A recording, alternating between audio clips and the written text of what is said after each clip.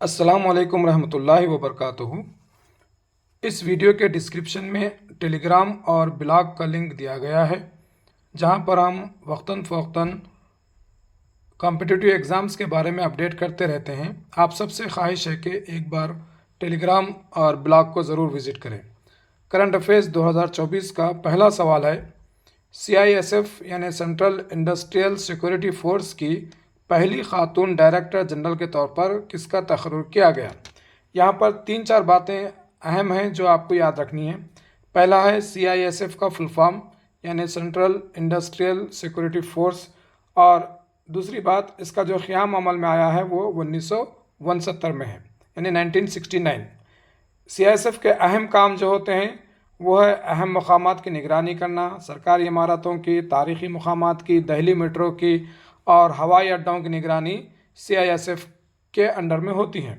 और ये जो इदारा है ये मिनिस्ट्री ऑफ होम अफेयर्स की निगरानी में ये इदारा काम करता है। तो CISF आमतौर पर मेल डोमिनेटेड इदारा है, लेकिन ये पहली बार ऐसा हुआ है कि वहाँ पर एक खातून को डायरेक्टर जनरल के तौर पर तकर्रुर किया गया है, और उस खातून का नाम है नैना सिंह। नैना सिंह CISF की पहली खातून डायरेक्टर जनरल बनी है। अगला सवाल है, वीर बाल दिवस हर साल 26 दिसंबर को किस सिख गुरु के 4 बेटों की शहादत की याद में मनाया जाता है। और इसका सही जवाब है गुरु गोबिंद सिंह। यानी वीर बाल दिवस जो हर साल 26 दिसंबर को मनाया जाता है वो गुरु गोबिंद सिंह के 4 बेटों की शहादत की याद में मनाया जाता है। गुरु गोबिंद सिंह कौन थे? गुरु गोबिंद सिंह ये सिखों के 10वें और आखिरी गुरु थे। इनके 4 लड़के थे। पहला है जोरावर सिंह, दूसरा फतेह सिंह, तीसरे हैं जय सिंह, चौथे हैं कुलवंत सिंह। ये 4 बेटों की शहादत की याद में वीर बाल दिवस हर साल 26 दिसंबर को मनाया जाता है। ये इन चारों बेटों ने औरंगज़ेब के खिलाफ जंग में हिस्सा लिया था।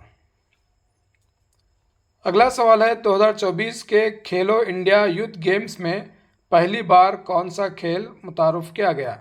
यानी 2024 में जो खेलो इंडिया यूथ गेम हुआ है उसमें पहली बार एक खेल का तारुफ किया गया है, वो खेल है स्क्वैश। स्क्वैश को 2024 के खेलो इंडिया यूथ गेम में शामिल किया गया है।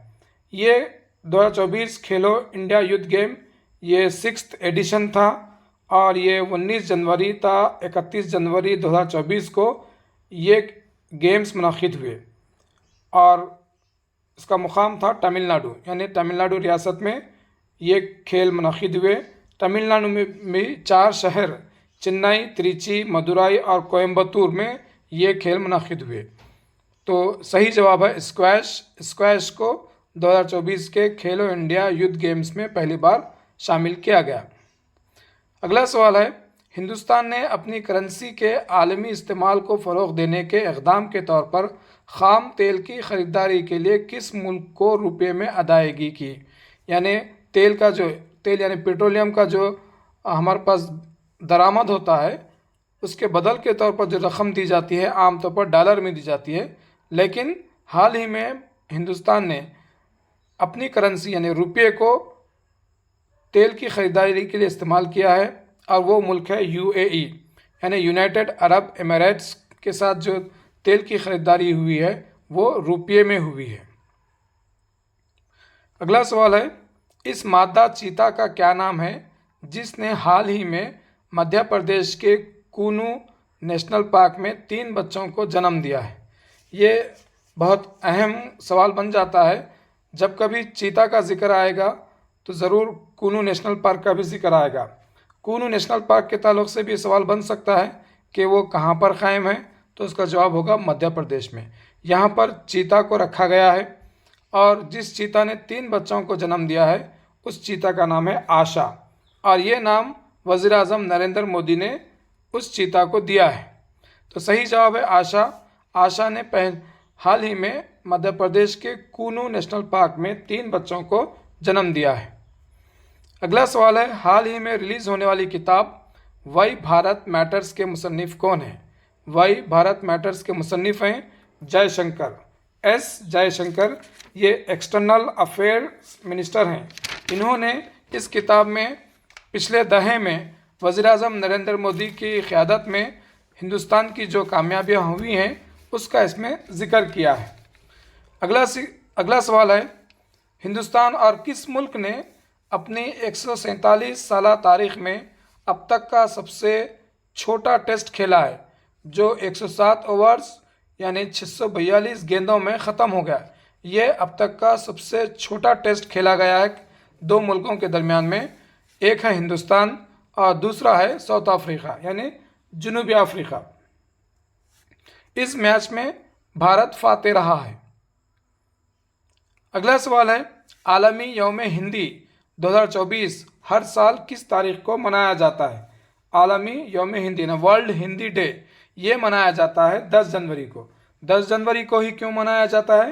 क्योंकि इसी दिन 1975 में एक पहली आलमी कॉन्फ्रेंस नागपुर में हुई थी।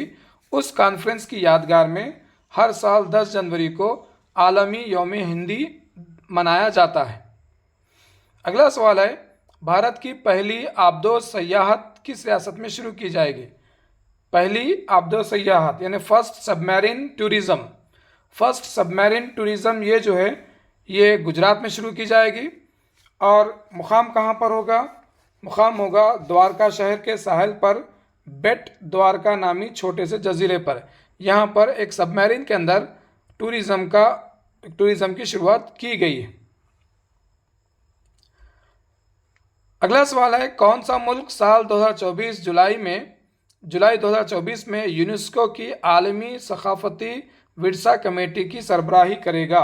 यूनेस्को वर्ल्ड हेरिटेज कमेटी की सरबराही करने वाला मुल्क कौन सा है 2024 का?